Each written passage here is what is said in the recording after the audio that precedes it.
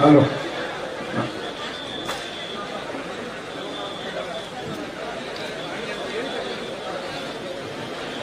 ದಯವಿಟ್ಟು ಎಲ್ಲ ನಮ್ಮ ಕುಟುಂಬದ ಈ ಒಂದು ದುಃಖದ ಸಮಯದಲ್ಲಿ ನಾವೆಲ್ಲರೂ ಇಷ್ಟೊಂದು ದೊಡ್ಡ ಸಂಖ್ಯೆಯಲ್ಲಿ ಸೇರಿ, ಬಹುಶಃ ನಾನು ಒಬ್ಬರಿಗೆ ಅಮ್ಮ ಅಲ್ಲ, ನಮಗೆಲ್ಲರೂ ಅಮ್ಮ ಅಂತಕ್ಕಂಥ ಭಾವನೆಯಿಂದ ನಾವೆಲ್ಲ ಕಳೆದ 2 ದಿನಗಳ ಕಾಲ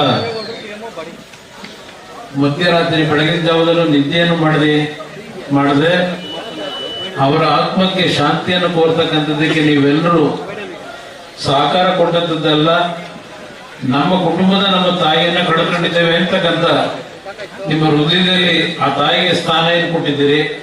ನಿಮ್ಮೆಲ್ಲರಿಗೆ ನಾನು ಕುಟುಂಬದ ಪರವಾಗಿ ಕೃತಜ್ಞತೆಗಳನ್ನು ಸಲ್ಲಿಸ್ತೇನೆ. ಅದರ ಜೊತೆಗೆ ನಿಮ್ಮೆಲ್ಲರಲ್ಲಿ ಮನವಿ, ಈಗ ಶಾಸ್ತ್ರೋಕ್ತವಾಗಿ ಯಾವೊಂದು ಕೊನೆಯ ಹಂತದ ವಿಧಿವಿಧಾನಗಳನ್ನು ಮಾಡಬೇಕಾಗಿದೆ. ಕುಟುಂಬದ ಸದಸ್ಯರುಗಳು ಆ ಒಂದು ಕಾರ್ಯವನ್ನು ಮಾಡಿದ ನಂತರ ನಿಮ್ಮೆಲ್ಲರಿಗೆ ಶಾಂತ ರೀತಿಯಿಂದ ಇಲ್ಲಿ ಅವರ ದರ್ಶನ ಪಡಲಿಕ್ಕೆ ಅವಕಾಶ ಕೊಡ್ತೀವಿ.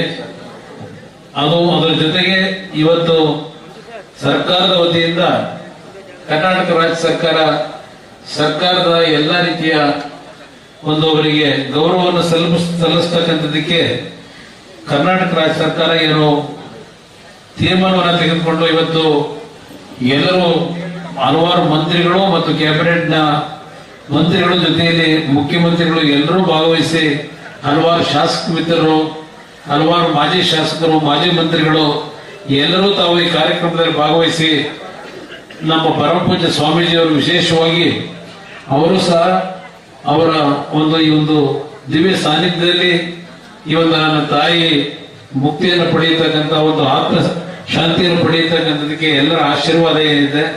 ನಿಮ್ಮೆಲ್ಲರಿಗೆ ನಾನು ಮತ್ತೊಮ್ಮೆ ನನ್ನ ಗೌರವಪೂರ್ವಕ ಅಂತ ವಂದನೆಗಳನ್ನ ರಾಜ್ಯ ಸರ್ಕಾರಕ್ಕೆ ಎಲ್ಲರಿಗೂ ಸಲ್ಲಿಸ್ತೀನಿ. ನಿಮ್ಮೆಲ್ಲರಿಗೂ ನಮಸ್ಕಾರ.